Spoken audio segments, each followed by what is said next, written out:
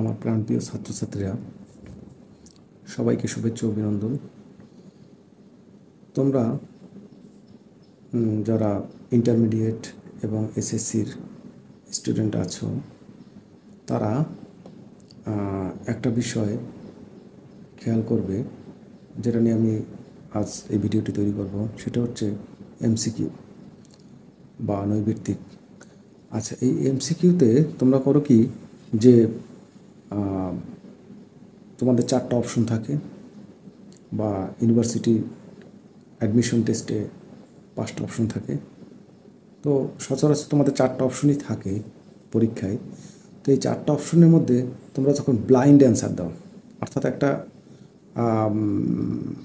এমসিকিউর উত্তর তোমরা পারো না, তো সেক্ষেত্রে সেটা কী করবে?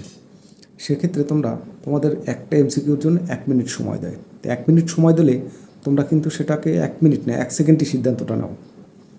তোমাদের 1 মিনিট সময় কিন্তু অনেক সময় একটা এমসিকিউর জন্য। তাহলে কি করবে? ধরো প্রশ্নটা এরকমই, নিচের কোনটি চলতি সম্পদ? সেক্ষেত্রে তোমাদের আছে যে প্রাপ্য হিসাব, পাওনাদার, বকেয়া বেতন, বকেয়া মজুরি। তো এইরকমের আছে। তো আমরা জানি উত্তরটা হবে প্রাপ্য হিসাব। কিন্তু তুমি যখন জানো না, তখন যেমন ধরো পাওনাদারকে, সুতরাং এটা হতে পারে না। আচ্ছা, তারপর বকেয়া বেতন কি? সেটাও হতে পারে না। আচ্ছা, তাহলে বকেয়া মজুরি কি? সেটাও হতে পারে না। এগুলো সবই চলতি দায়। তাহলে চলতি সম্পদ আছে শুধু প্রাপ্য হিসাব, এটাই হওয়ার সম্ভাবনা আছে। তখন এইভাবে অ্যান্সার দেবে, অর্থাৎ যেটা হবে না সেই 3টা আগে কাটবে, মনে মনে কেটে, প্রশ্নপত্রে দাগ দেওয়া যাবে না কিন্তু, মনে মনে কেটে সেই 3টা বাদ দেবে। তারপর যেটা অ্যান্সার হওয়ার কথা সেইটাই তোমরা দেখবে।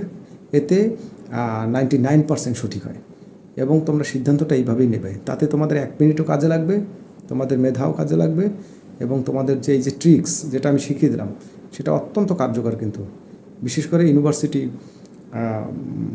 ভর্তি পরীক্ষায় তোমরা যদি কেউ কোচিং করো, সেক্ষেত্রে দেখবে যে এই ধরনের পদ্ধতি, ছোটোখাটো পদ্ধতি শিখিয়ে দেয়। তো আশা করি এই পদ্ধতি অ্যাপ্লাই করলে তোমরা তোমাদের এমসিকিউর যে দক্ষতা সেটা আরও বাড়বে, এবং সঠিক হওয়ার সম্ভাবনা থাকবে 99%। সবাই এই পদ্ধতি অ্যাপ্লাই করবে, বেশি নাম্বার পাবে।